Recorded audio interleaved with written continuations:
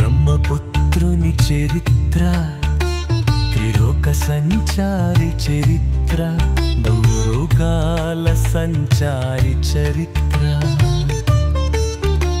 బిందామారారు కన్ని చరిత్రడా.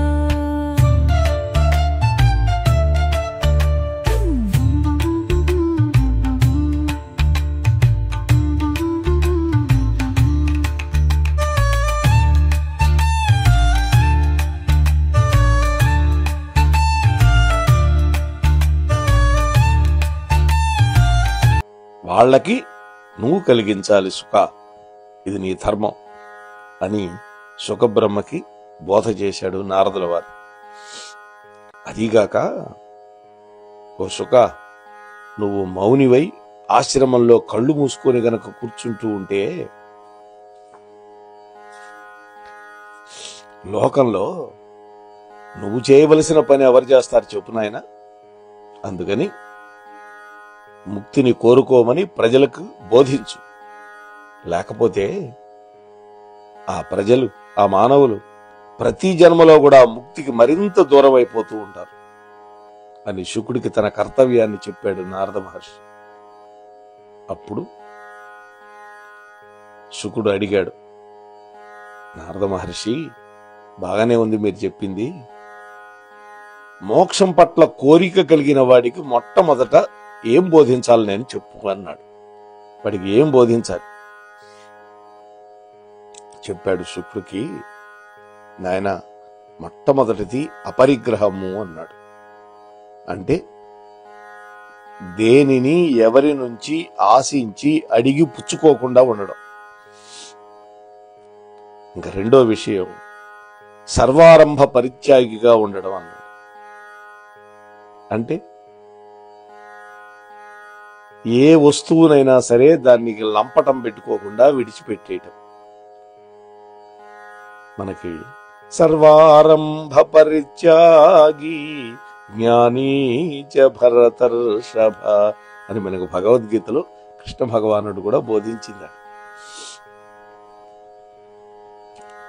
అందువల్ల ఈ రెండు విషయాలు బోధించు అన్నాడు.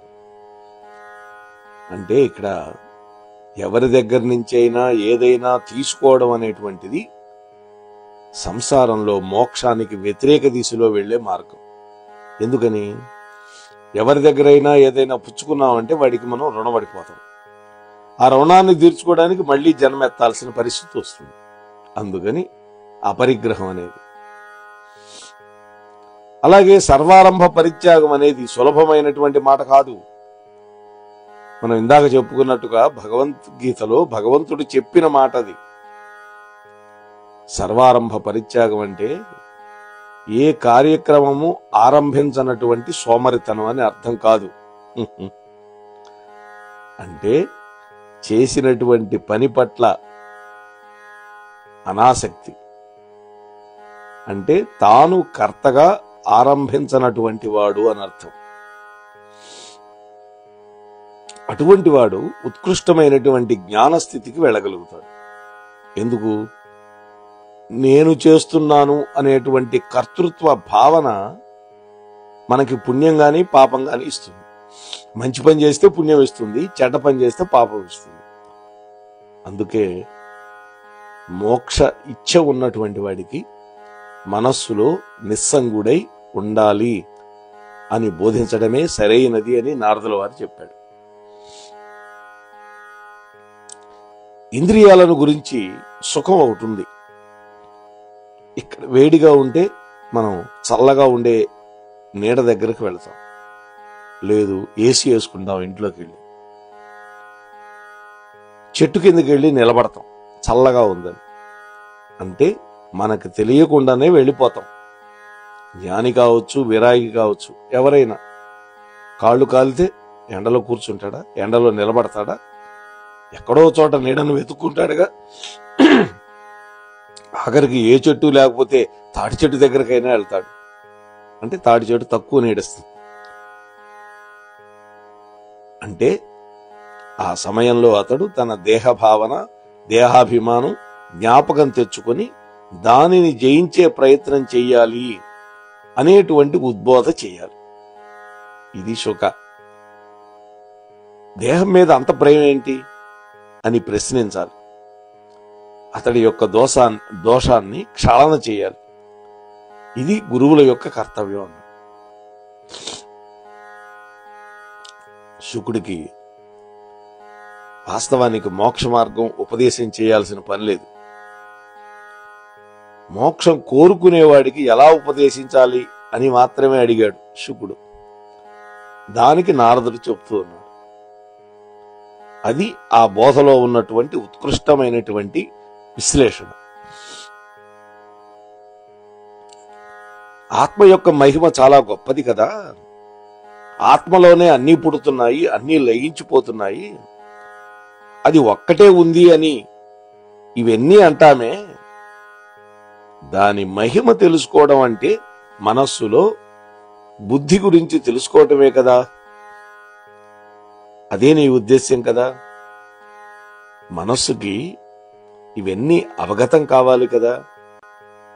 ఆత్మ యొక్క మహత్తు జీవ అహంకారానికి అంటే జీవుడికి తెలియాలి కదా. అది ఎట్లా తెలుసుకోవాలి నాకు చెప్పు అన్నాడు శుకుడు. ఇలాంటి ప్రశ్నలు వేస్తే నన్ను నేనేం జవాబు చెప్పాలి వాళ్ళకి అని శుకుడు అడిగాడు. నాయనా శుక, అహింస, ఇంద్రియాలను జయించటం, నైరాశ్యం. నైరాశ్యం అంటే దేని యందు ఆశ లేకుండా ఉండడం అనేటువంటి లక్షణాలు పొందాలి ముందు. అంటే ఇక్కడ ఆశ లేకపోవడం అంటే అది ఇతరుల విషయంలో కూడా అని అర్థం చేసుకోవాలి. ఎందుకంటే నన్ను గురించి నాకు ఆశ లేకపోవడం మాత్రమే అని కాదు ఇక్కడ అర్థం. ఎవరన్నా వచ్చి ఆశీర్వచనం చెయ్యమని అడిగితే జ్ఞాని ఆశీర్వచనం ఇస్తాడే కాని వాళ్ళ పట్ల మమకారం పెట్టుకోడు. ఈశ్వరుణ్ణి తలుచుకుని ఆశీర్వదించడమే తన కర్తవ్యం తప్ప ఆ తర్వాత వాళ్ల కోసం మమకారంతో నా మాట ఊరికే పోకూడదు కదా అని వాళ్ళ కోసం తపన పట్టం ఉండదు. అది ఎప్పుడు చేయరు జ్ఞానులు. నైరాశ్యమే అంటే మమకారం లేకుండా ఉండడం తన కర్తవ్యం. అలాగే అచపలత్వం అన్నాడు దాన్ని. చపలత్వం అంటే ఏంటి? ముందర కోరిక లేకపోయినా ఏదైనా ఒక సంఘటన మన కళ్ళ ముందు జరిగినప్పుడు అది ఎలా ఉంటుందో, దాని రుచి ఎలా ఉంటుందో ఒకసారి చూద్దాము అనేటువంటి ఒక భావన. అంటే తాత్కాలికమైన, అంటే లోతైనటువంటి మనస్సు లోపల నుంచి చిత్తంలోంచి కాకుండా ఏదో మనస్సు పైపైన పుట్టే చిన్న కోరికది. చూసారా? ఆ కోరికే దెబ్బ కొడుతుంది. అదే చపలత్వం. ఆ చిన్న కోరికతో కూడా చాలా పెద్ద పెద్ద దెబ్బలు తిన్నవాళ్ళు చరిత్రలో మనకు అనేక మంది కనపడతారు. చూడండి, శ్రీమద్ రామాయణంలో సుకన్య శబర మహర్షికి భార్య అవుతున్న తర్వాత ఆ తల్లి విహారానికి వెళ్ళింది. అక్కడ ఒక చోట చవన మహర్షి తపస్సు చేసుకుంటూ ఉండి పుట్టలు పెట్టినాయి ఆయన చుట్టూత.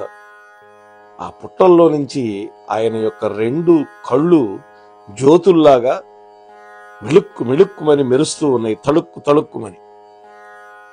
తనకెందుకు, ఊరుకోవచ్చు కదా. అక్కడే ఉన్న ఒక దర్భపుల్ల తీసుకుని పొడిచింది. ఆయన 2 కళ్ళు పోయింది. ఫలితంగా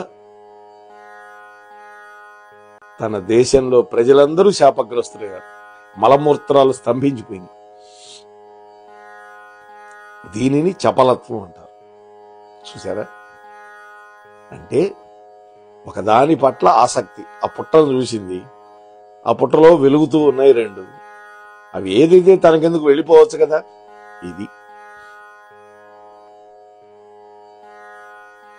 మోక్షార్థికి ఈ చపలత్వం అనేది దోషం అని చెప్తూ ఉన్నాడు నారదుల వారు. ఆ ప్రకారంగా పై దోషాలు గనక ఎవడైతే విడిచిపెడతాడో అంతర్ముఖుడవుతాడో,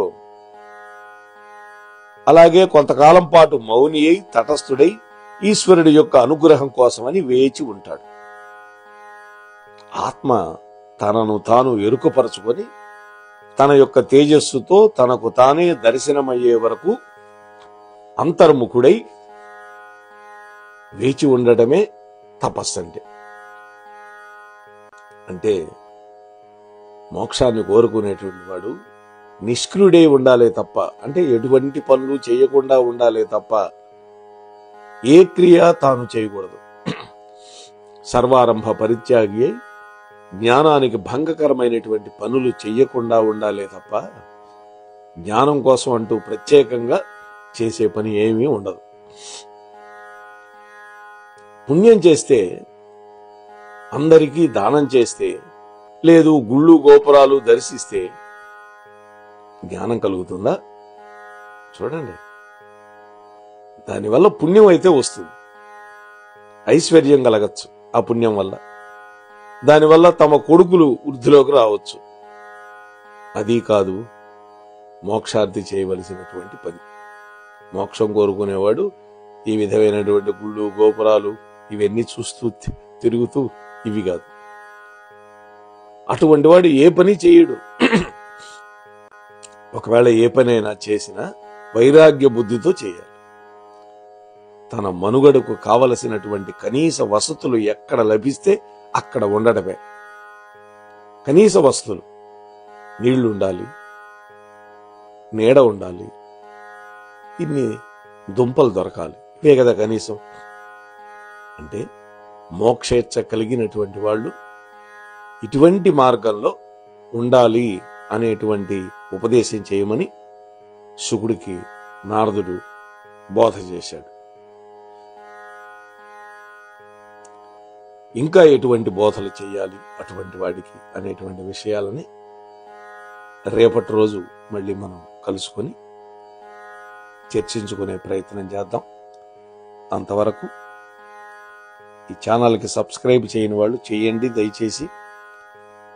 ఉపన్యాసం నచ్చితే మీరు లైక్ చేయండి, కామెంట్లు పెట్టండి, అలాగే మీ బంధుమిత్రులందరికీ కూడా పంచండి అని మిమ్మల్ని ప్రార్థిస్తూ మీ వద్ద సెలవు తీసుకునే మీ ధర్మవరపు వెంకటరమణ. స్వస్తి.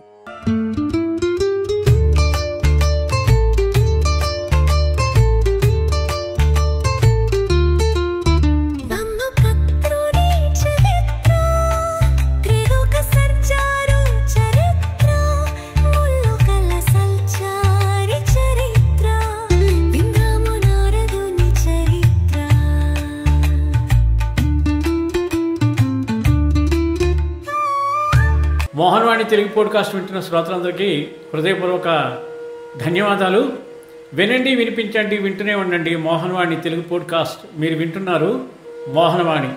మా కార్యక్రమాలు మీకు నచ్చితే ఇప్పటివరకు మా ఛానల్కి సబ్స్క్రైబ్ చేసుకోకపోతే వెంటనే ఈ క్షణమే సబ్స్క్రైబ్ చేసుకుని ఆ పక్కనుండే బెల్ బటన్ని మ్రోగించి అందరికీ షేర్ చేసి మీ విలువైన కామెంట్ను కూడా చేసి మమ్మల్ని ప్రోత్సహిస్తారని కోరుతున్నాను.